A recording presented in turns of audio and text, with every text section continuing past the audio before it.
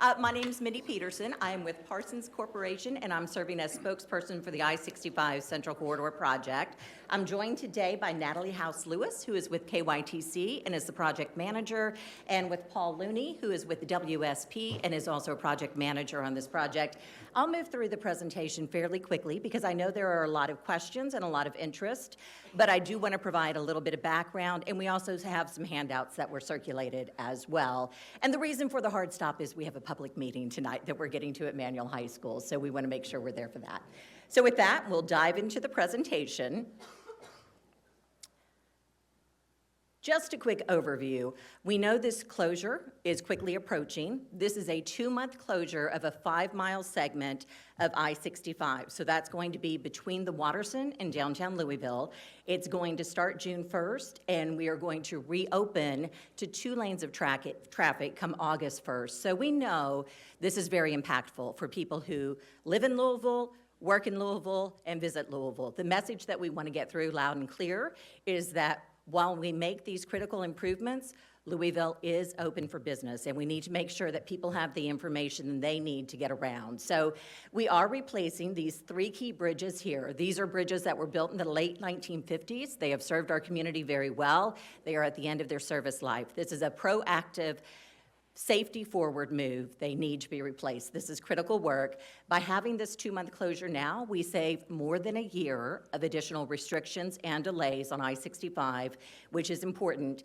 What is also important to note, this is a 2-month closure. This is a 2-year project. So we had work that started last fall with a lot of work happening on the front end to ensure that this closure is very successful. There will be continuing impacts until the end of 27, and it's very important for people to realize that as well. As I said, when we reopen I-65, that'll be 2 lanes of traffic in each direction, and we'll also have some local street and ramp closures that we'll be talking more about as well. So some good news to pass along. While this is a 5-mile section of the interstate, a 2-mile section of southbound I-65 from University to the Watterson is going to reopen after a month. So by July 1st, we will open that section. What's especially nice about that is the access that you get back. So you get your on and off ramps from Crittenden Drive, you get Eastern Parkway, and you get University Boulevard back. The other news we need to share is that these are the 3 bridges in most need of care and attention right now. There are 6 additional bridges that KYTC is investing in that need to be replaced or rehabilitated, and that work will be continuing, as I said, until the end of 27. This is going to be the sign detour. This is an interstate closure, so the sign detour is an interstate detour. That's going to swing through traffic around to the west to use Georgia Davis Powers Expressway, also known formerly as the Shawnee Expressway. This is a detour that was selected very carefully after extensive traffic modeling. It offers the most capacity, and it creates the least traffic impacts. We know that locally, a lot of folks will be using other paths, and we'll be talking a little bit more about that.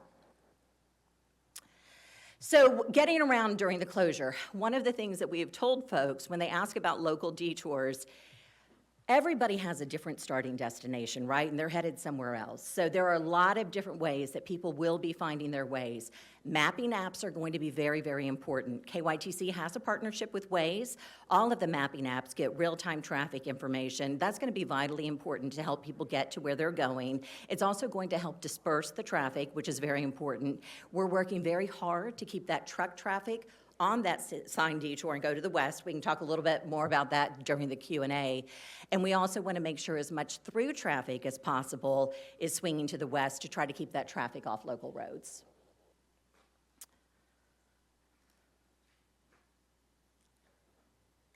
Excellent. Can we get forward after the security warning? Or maybe not. Okay, and we'll go through this pretty quickly. It's just vitally important that people are not surprised come June 1st. I think there still will be some drivers who are. We have done a tremendous amount of outreach, really gearing up in March just to make sure that people have the messaging they need. So that's a tremendous amount of stakeholder outreach. That's a lot of coordination with Metro Council. I've probably been filling some inboxes around here with emails and various assets that I hope that you're able to share with your constituents. And as I mentioned, we do have the 2 public meetings, one tonight at Manual High School and one next week at Spalding University. This is just a sample of the media coverage. We have had extensive media coverage since then. We have had, since the end of March through the end of April, we had more than 120 media mentions. We are going to keep that drumbeat sounding. That's very important that we keep the message and make sure that people understand not only that the closure is happening, that they know how to navigate Louisville during the closure, but they also have the expectation that work is going to continue on this project. So all of those things are super important.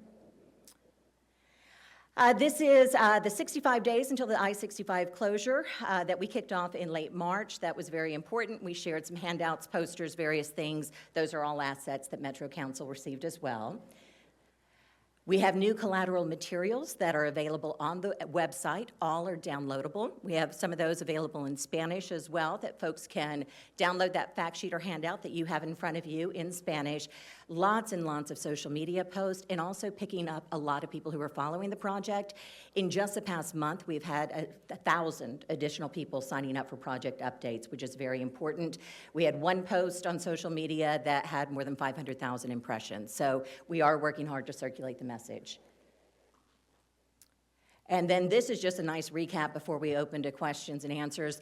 Stakeholder coordination started very early. So it's been underway since 2024. We have recurring meetings with a lot of entities, including the hospitals downtown. We know how important that access is to the fairgrounds as well. We're working closely with One Louisville and the Louisville Downtown Partnership, and of course, emergency responders. We know how important that is to make sure that people know how to get to the downtown hospitals. We will be having an event with LouMed later this month to make sure that people have comfort in reaching the hospitals and have the information they need.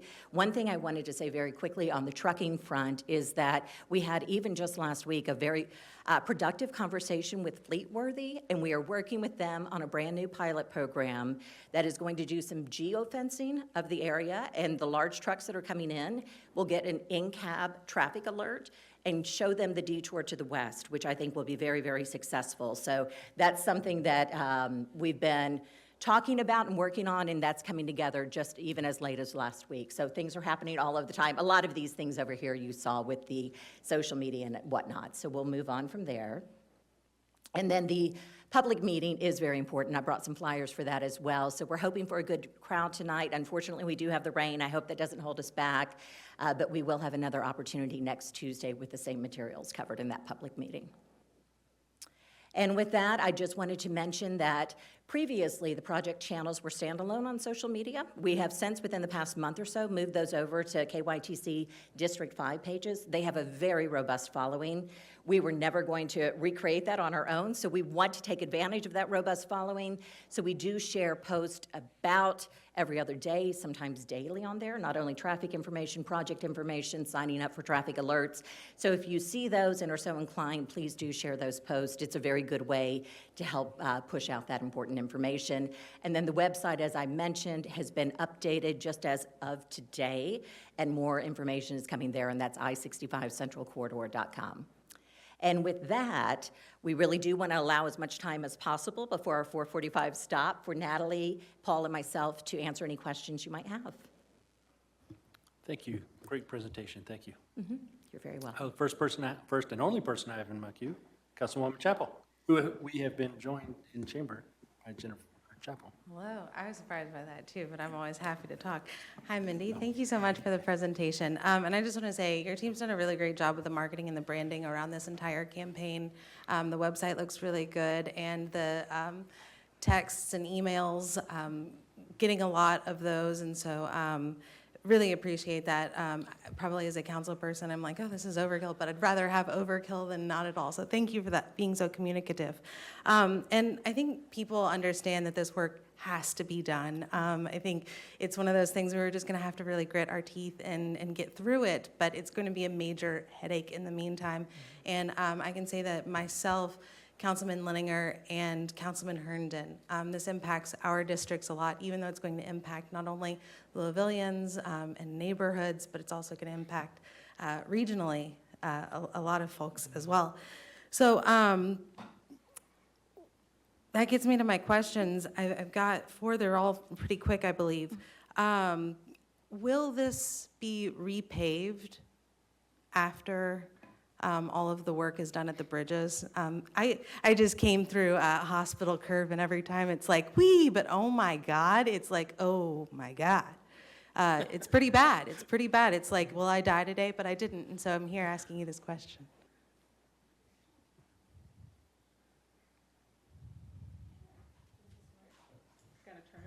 There you go. What about now? Okay. Yes, our goal is to If you'd identify yourself for the record, please. Oh, sorry. Natalie House Lewis. The goal is to pave the entire corridor.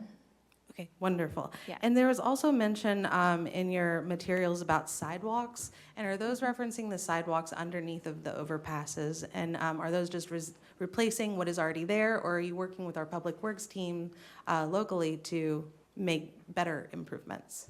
So those will be damaged during construction where we're replacing those bridges, so we'll be reconstructing the existing sidewalks. Okay. Yeah. And they will also be ADA compliant, and those upgrades improvements will be made as they are replaced. Guess we'll take what we can get. All the maps, you said all of the maps, but you specifically said you had a partnership with Waze. And so when you say all of the maps will be updated in real time, does that include maps like Google and Apple? Yes, it does, absolutely. And I've said many times, and just because I use them as well, I mean, honestly, even if I know where I'm going, I use the mapping apps because I want the information. I want to know when I'm approaching traffic, when I need to slow down. I sometimes benefit from the information of knowing if there's a speed check in place. I mean, I use the mapping apps. And so they all will have information. KYTC has an existing partnership with Waze, but that doesn't mean that they will have any information that any other app does not. So any of those will serve folks just fine. Okay, wonderful. And then my last question,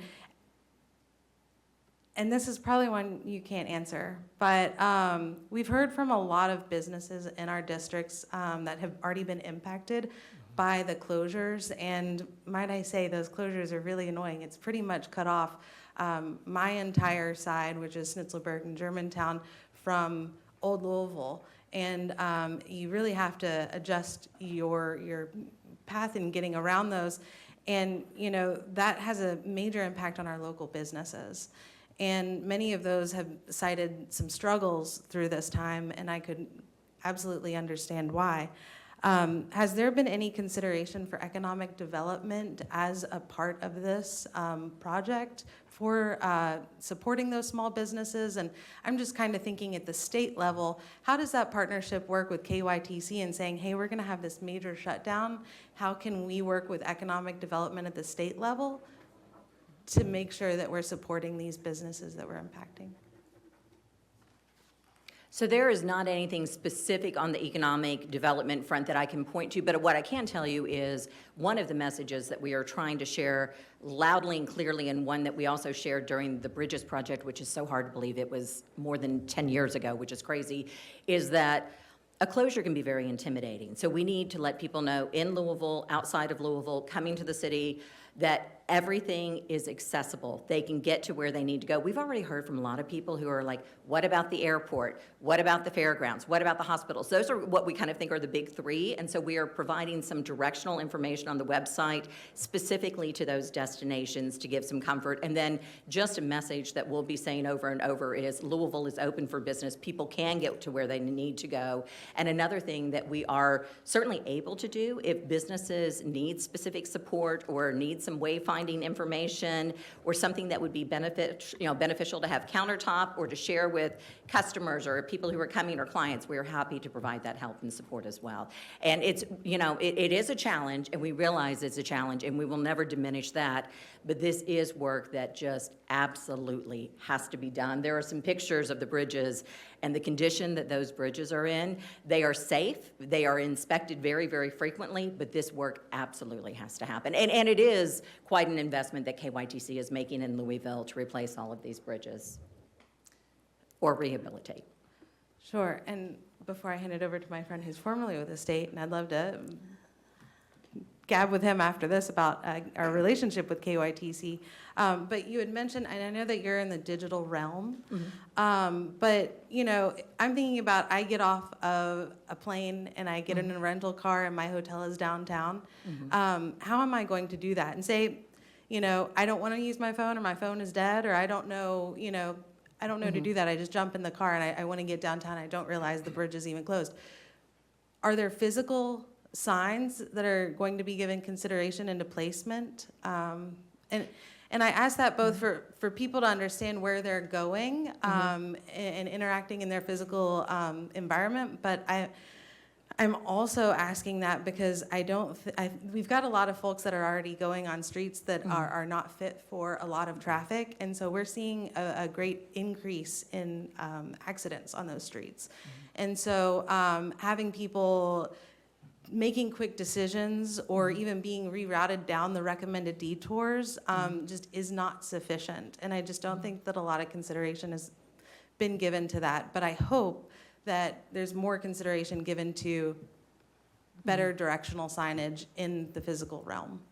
Fantastic. And Paul, did you want to speak a little bit to signage? I know there's going to be a tremendous amount of signage physically in the corridor, and then we can talk about some outside of the corridor as well to talk about some of your questions. Yep, I'm Paul Looney with WSP, helping support the cabinet on the project. There will be, and we've worked with Trimark and Metro, and the project itself will also add several dozen variable message boards. So you'll start to see those around Louisville as we get closer to the closure, and we'll be working harmoniously, ideally, because we have Trimark in contact with our contractors. So the messaging will be coordinated to make sure that people know as far out as we can. We're putting some additional signage on I-65 south of the Gene Snyder Freeway as you head northbound, again, to inform drivers as far out as we can of what's coming, but especially once we get during the closure and beyond, when there will be reduced lanes, as there become potential traffic queues and other things, we want to let people know as soon as we can so that they can consider alternate routes as soon as they can.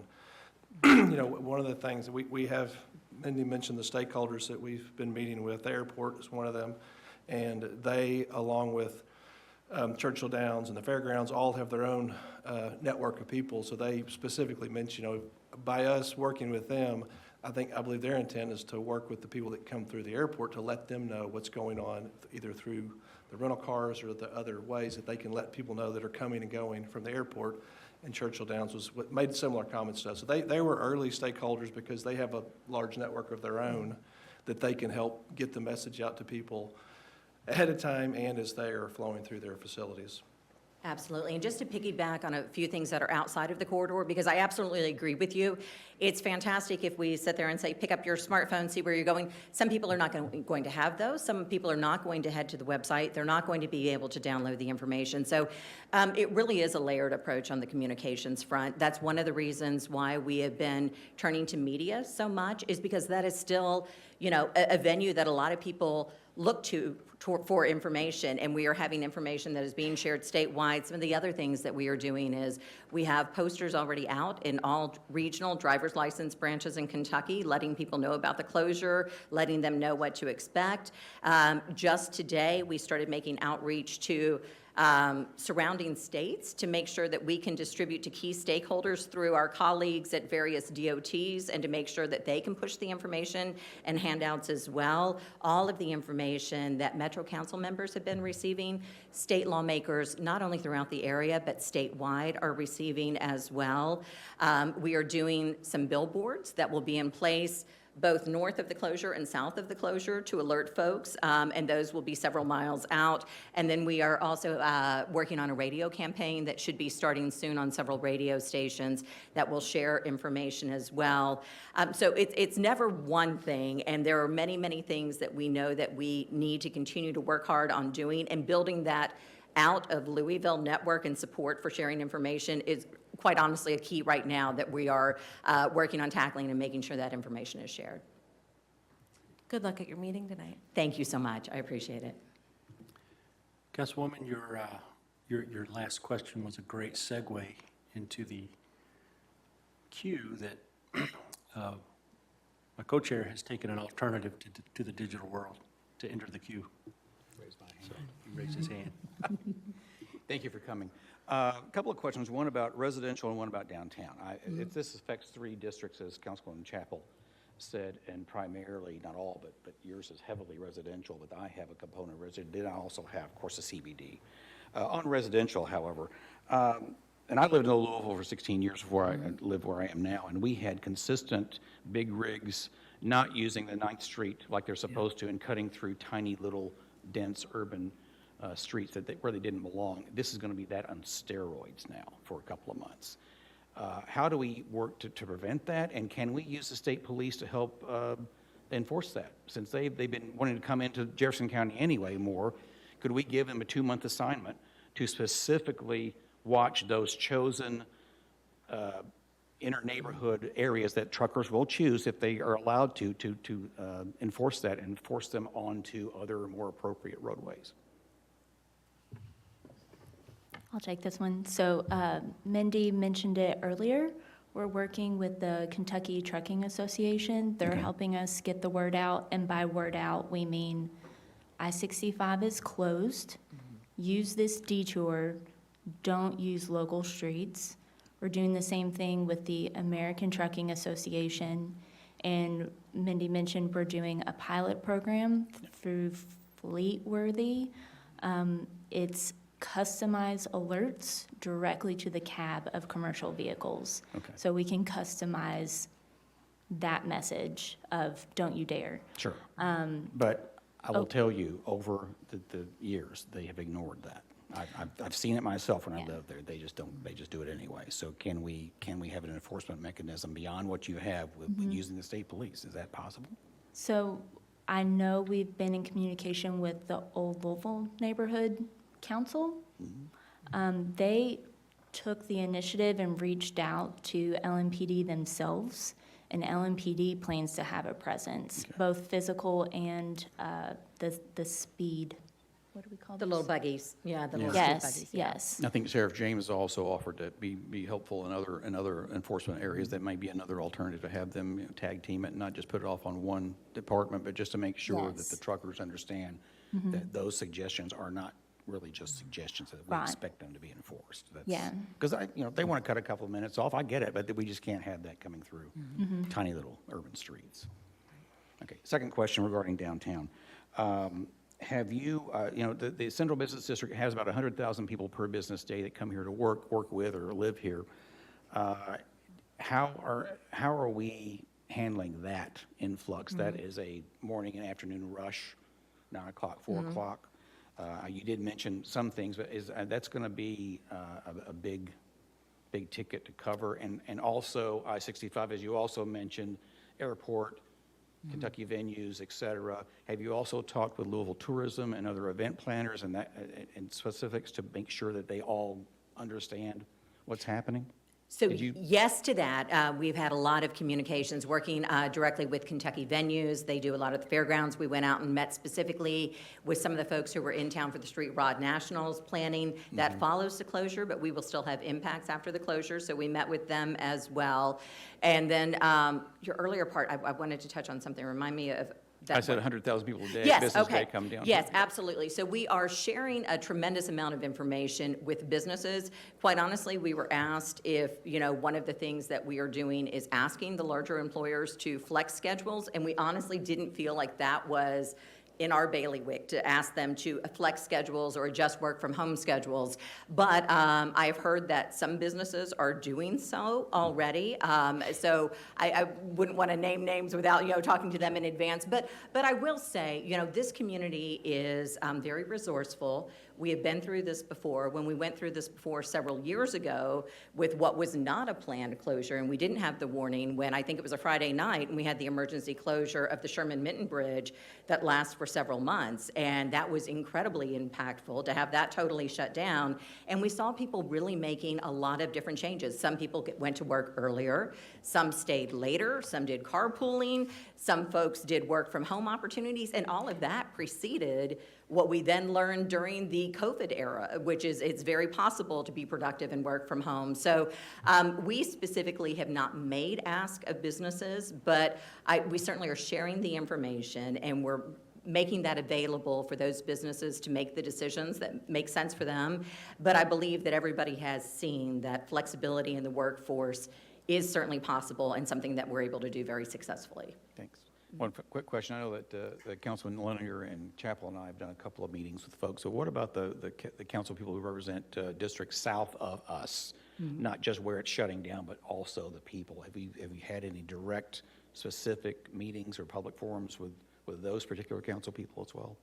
So we've been sharing information and making ourselves available to all council members. And so we certainly do not put any boundaries at all on sharing information. We want to cast that net as widely as we can. And we actually have several groups that we are working with, One Louisville and Louisville Downtown Partnership. We have about a dozen groups that we are reaching out to this week and just saying, hey, you know, I want to make myself available. And if they want to come out and talk or chat or ask questions or get the short presentation and ask questions. I did, with District 21, I did a community chat last week and just did a short presentation and answered some of the questions. And it was a small but mighty group. There weren't a ton of folks there, but they did have a lot of questions, and we are happy to make ourselves available. I mean, one of the best things that we can do is not only share the information, but also answer the questions that people have so that they can build that comfort and confidence and know that come June 1st, they are going to be able to get to where they're going. I've also been very transparent, though, and I've said it in front of, the media as well. The first few days are going to be tough. They're going to be rocky. Everybody has to start finding their way. And so the team is going to be monitoring things incredibly closely. They're going to be set up, keeping a very close eye on things. It's going to be a challenge come June 1st. And I expect that even come June 8th, the following Monday, I think it's going to be a very different scenario than what we see. And it doesn't take long for things to settle out, but the team will certainly be watching things very, very closely. Sure, appreciate that. We'll get through it, no doubt. We will get through it. Thank you. I've got a couple of, I want to get somebody else in the queue, though. Thank you, Chair.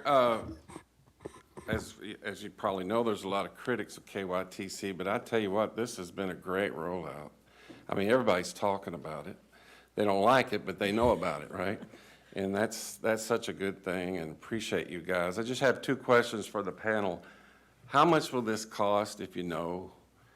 And what's the chances you're going to finish by July 31st if you were a Vegas betting man or woman? I have a high degree of confidence that the roadway will reopen on July 31st. Because we've been working with a contractor the cabinet has for the last 2 years. So the delivery method that this project took is different than the cabinet usually does. Usually they get something ready and then they bid it out and then a contractor comes on board. This project was different because we've had a contractor working alongside our designer the whole time to inform the art of the possible, essentially. So we got where we are looking at numerous scenarios and trying to figure out, we say it's the least impactful. It's impactful to everybody, it's going to be, but putting something out there for 3 or 4 years that's continuous with lane reductions would, it's just a longer duration, putting people in tight chutes, narrow lanes. So I'm very confident that they're gonna have the roadway reopened, barring some type of catastrophic event of God, that they will have it open. They've been working, if you haven't been out there, I would encourage you to get out there because a substantial amount of the work under these 3 bridges in particular, the substructures are finished. They finished that actually about 3 weeks ahead of schedule. So they're working very diligently. It's a contractor that has a lot of familiarity with this type of fast work in other areas. This is one of their first projects in Kentucky, but they've done a lot of work south of the border in Tennessee. At weekend-type closure bridges. So I'm very confident that they're going to have the roadway reopened come July 31st. How much? Total investment on the project, yeah. If you just had to guess, ballpark, won't hold you to anything. Well, for the 3... Is it a mega project? There's a definition of a mega project. The total's going to end up being about $350 million for the 9 bridges. Okay, thank you. Yeah. And one other thing that I'll add just very briefly, Councilor Bratcher, is we know how much the public is relying on the information that we share, and so we would not go out and say, come August 1st, you'll have this back to 2 lanes of traffic in each direction, unless there was a very, very high degree of confidence in that. So that includes a schedule that the contractor is very comfortable with. That includes them, knowing that there are going to be days that will rain, there will be days that other things will happen, and they've done a tremendous amount of work on the front end, not only on the bridges underneath and the substructures, but also just assembling materials, prefabricating materials, getting everything together. Once that closure starts, they kind of want to be an army that goes out there and just gets to work. Anything else? I just had a couple questions. Are the contractors incentivized if they finish early? So there's a heavy disincentive for them to finish late. This delivery model, because it works with a contractor, I mean, the cabinet onboarded a singular contractor and has been working with them and negotiated price essentially. So because of that, there's not an incentive per se. I mean, the incentive is they gave us a window, we kept squeezing them to get a shorter window and found a price balance essentially where it didn't spike the price, but it held them pretty tight. And so there's a heavy disincentive for them to be out there, but not a specific incentive. Okay, thank So if it doesn't open in time, there will be liquidated damages for the contractor. you. Okay. Second question. You mentioned that you brought this contractor on early in the process, in the design phase. Do you see that as a best practice? I know that the manufacturing industry does that as a best practice on a regular basis. Could you see KYTC doing that on future projects as a result of the efficiencies that you've seen driven into this project? Yes, with the cabinet, I mean, this is a CMGC, very specific, where the cabinet, without going into details, hires the contractor and hires the designer directly. There's several other projects the cabinet's currently working on that are progressive design build, where they have the contractor and the designer as a team engaged early on. So it's a variation of design build, which the cabinet has been doing for, 20-plus years now.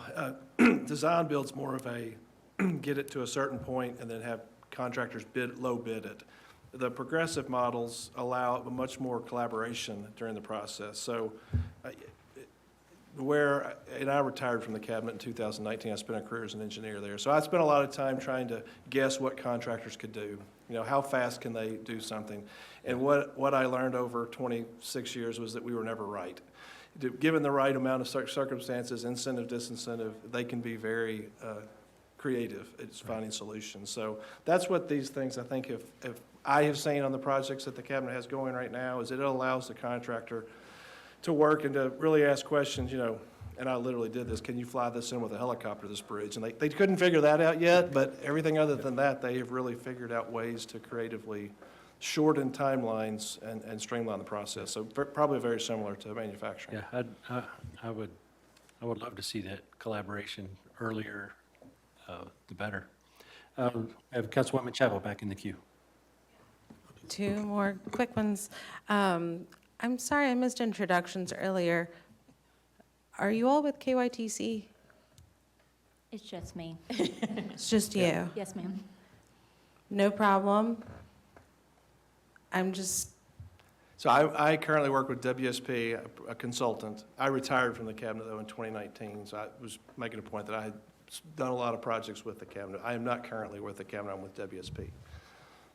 thank you for being here. But I don't know if your singular presence is enough to make me feel like KYTC doesn't think that Metro Council has cooties or something. Love to see more KYTC folks in the room. And this is more or less a PSA, not a question. But when I was reading your materials, it said the Georgia Davis Powers Expressway, and I had to educate myself because that is a specific portion of the Watterson Expressway in West Louisville, and that was named that in 2010. I had to do some research. I learned something new today, but I just maybe We should talked let about people that as know well, it's because so many people know odd. it as the Shawnee Expressway, but we really didn't want to take away from, Georgia Davis Powers, and the name changed several years ago, so we used both the I-264 and that as well. And I will say very, very quickly, I think the only reason why we are the folks representing KYTC today is because obviously Natalie, as project manager, is so close to it. And KYTC, for these larger projects, they do rely on consultants to, greatly assist. And Paul lives and breathes this every day alongside Natalie, and this has very much become a very central focus of my life for the past several weeks. And so I think that the thought and process was bring the people who are touching it the most and have the most intimate knowledge to answer questions and be here with you. So I hope that you don't take anything except that we wanted to provide the folks who are working on this project day in and day out in front of you today. Absolutely, and you all are doing an amazing job. I think that's been echoed many times here, and your company does some very impressive projects. So I think that we've got the right people doing the right job, and it's refreshing to see, so thank you.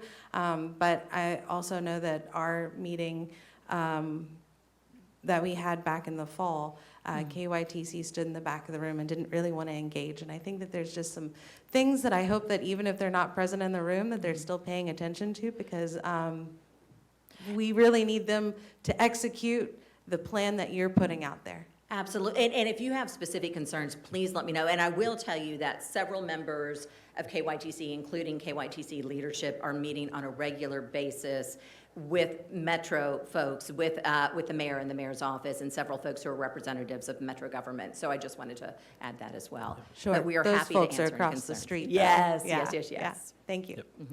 So that little bell was my 5-minute buffer, which is now a 4-minute buffer. We have a question from Vice Chair Harden. Quick follow-up.